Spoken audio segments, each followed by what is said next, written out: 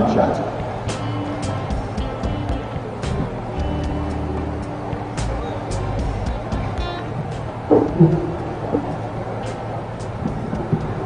मंच पर उपस्थित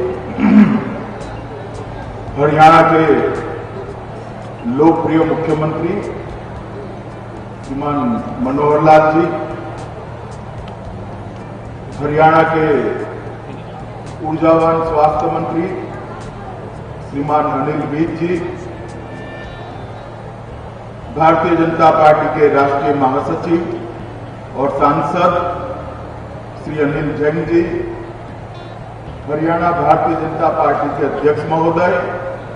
यहां के लोकप्रिय सांसद अरविंद जी और आज के कार्यक्रम में योग दिन को सफल बनाने के लिए उपस्थित आए हुए सारे भाइयों एवं बहनों,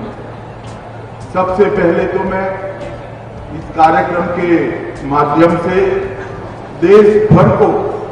और दुनिया भर में योग के साथ जुड़े हुए सभी साधकों को मन से योग दिन की बधाई देना चाहता हूं, शुभकामनाएं दें।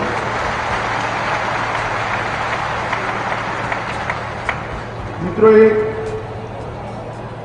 योग जो एक जमाने में शरीर विज्ञान का सूक्ष्म से सूक्ष्म जरूरियातों का अभ्यास कर बनाया गया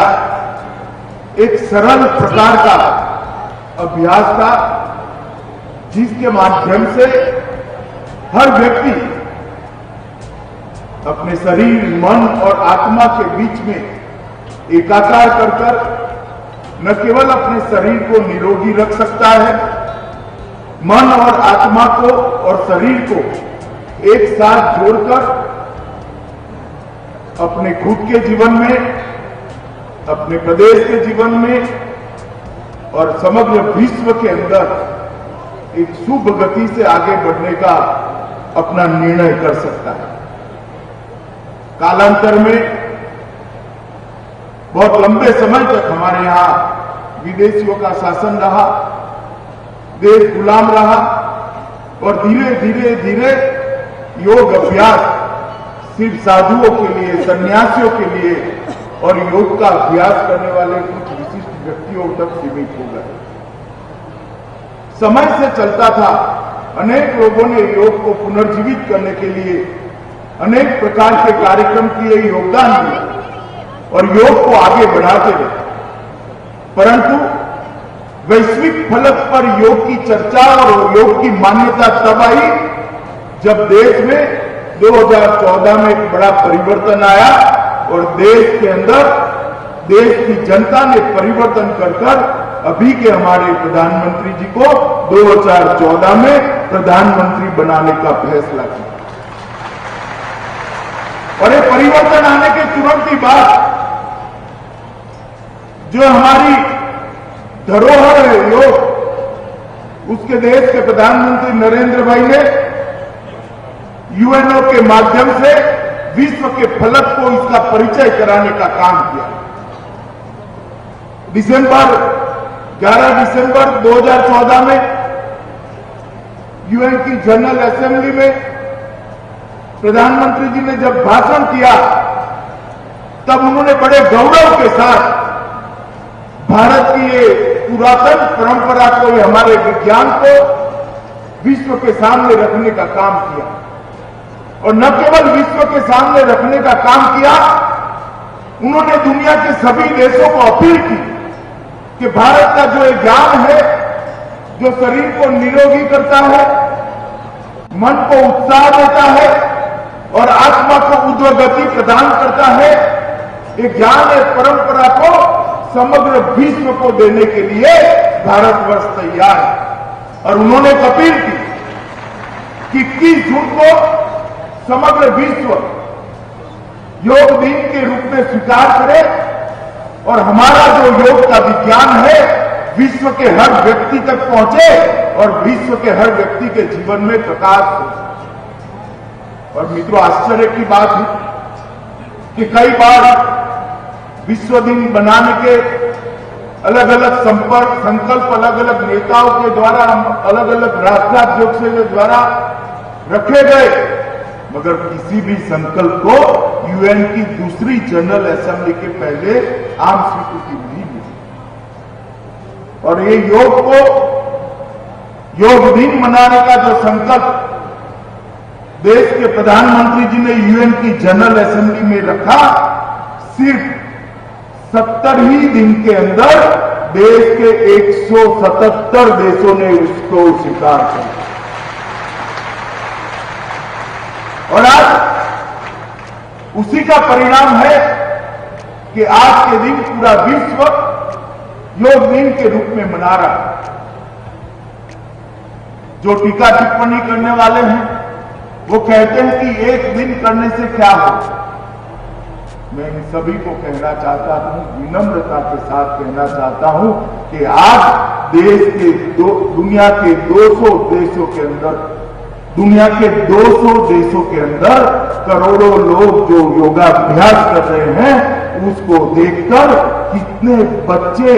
अपने पूरे जीवन को योग के साथ जोड़ने का संकल्प लेंगे और अपने जीवन को ऊर्ध्व गति प्रदान करेंगे।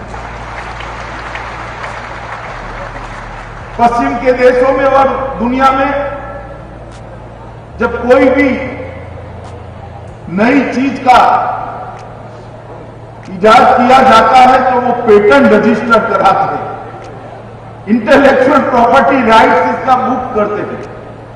और ये भारत ही है कि जिसको कोई पेटेंट की जरूरत नहीं है। ये योग का ज्ञान, योग का विज्ञान समग्र दुनिया के कल्याण के लिए, समग्र विश्व के कल्याण के लिए हमने मुक्त मन से रखा। और मोदी जी ने जो योग को विश्व के अंदर पहुंचाने का काम किया है, इसके कारण योग के साथ साथ भारतीय संस्कृति को भी मोदी जी ने विश्व के अंदर प्रचारित और प्रसारित करने का काम किया। योग आज भारत का राजदूत बनकर समग्र विश्व के लोगों को भारतीय संस्कृति के प्रति आकर्षित कर रहा है। और मैं आज योग दिन के इस अवसर पर हम सब की ओर से देश के प्रधानमंत्री के प्रति निश्चित रूप से मनपूर्वक आभार व्यक्त करना चाहता हूं कि इन्होंने योग को वैश्विक स्वरूप देने का काम किया है। और इसके साथ साथ योग को अमर करने की, योग को चिरंजीव करने की, योग को एटर्नल शाश्वत करने की जो यात्रा चली हजारों साल से, कई मनुष्यों ने, कई योग गुरुओं ने, कई ऋषियों ने, कई मुनियों ने इसके अभ्यास को निरंतर करा, ये विज्ञान को आगे बढ़ाया, ये विज्ञान को संशोधित कर और इसके अंदर परफेक्शन लाने का प्रयास किया। वो सभी योग गुरुओं को भी आज मैं इस मंच से आदर पूर्वक प्रणाम और नम्रता से उनको श्रद्धांजलि देने का काम। आज भी हमारे पुरखों की इस धरोहर को बाबा रामदेव, श्री रविशंकर, कई सारे लोग इसको आगे बढ़ाने का काम कर रहे हैं। मैं कई बार बाबा रामदेव के शिविरों में गया हूं। मुझे आश्चर्य होता है, बड़े बड़े शहरों में सुबह 4:30 बजे 1 लाख, 1.5 लाख, 2 लाख लोग बाबा के पास से योग के पाठ सीखने के लिए इनके सामने एकत्रित आ जाते हैं, तब बड़ा आश्चर्य होता है। और ये योग के आंदोलन को जितने भी लोगों ने बढ़ावा दिया है, वो सभी को आज मैं आदर पूर्वक प्रणाम कर ये कहना चाहता हूं कि योग आज विश्व में भारत का राजदूत बनकर प्रसरा है, हमारी संस्कृति का राजदूत बनकर प्रसरा है। हमारी संस्कृति को विश्व के अंदर पहुंचाने के लिए योग ने बड़ी भूमिका अदा की। आज इस अवसर पर मैं हरियाणा के मुख्यमंत्री श्री मनोहर लाल जी को भी साधुवाद देना चाहता हूं कि कल ही उन्होंने योग परिषद का गठन कर राज्य के अंदर योग को बढ़ावा देने के लिए एक स्तुत्य कदम उठाया। मित्रों, आज और कोई राजनीतिक बात करना नहीं चाहता। इस अवसर पर विश्व भर के योग के साधकों को, योग के साथ जुड़ना चाहते सभी नागरिकों को और विशेषकर भारत के सभी लोगों को योग दिन की बधाई देकर मेरी बात को समाप्त करना चाहता हूं। भारत माता की जय।